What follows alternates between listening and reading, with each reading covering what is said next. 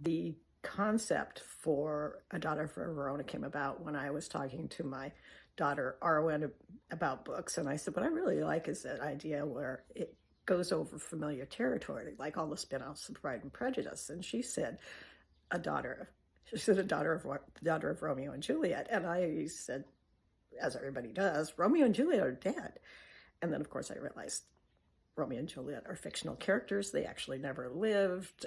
Shakespeare put his own spin on the story, which had been written earlier, and I could put a spin on the story too. And so I sat down and wrote the first 4 pages about Rosie. She's named after Roselawn. She is named after her father's girlfriend, and she's the oldest daughter of 7 children.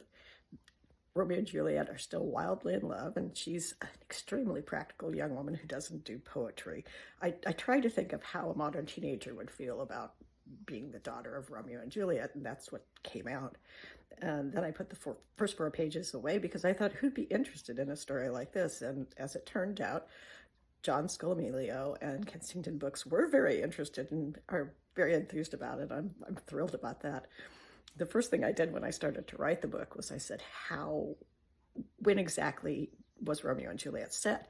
And the general reply is between the 13th and the 15th century, which gives me a lot of room to play with. And I did. I played with the time period a lot. At least I'm at least as accurate as Shakespeare was.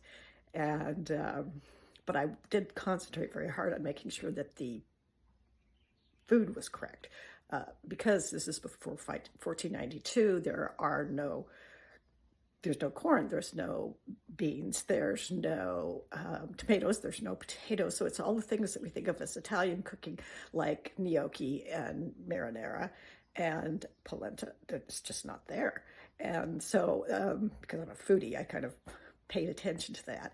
And did a lot of research, got to buy a lot of books. And then because my husband and I were celebrating an extremly large anniversary, we went and spent 5 days in Verona and visited. And it was the best research trip I've ever made. After that, when we came back, I created thedaughterofmontague.com. And if you're interested for more information about my trip to Verona, or just if you're visiting Verona yourself, or the future of what's upcoming in the series, and a little more detail about A Daughter of Verona, please do visit daughterofmontague.com and join my mailing list. Thank you.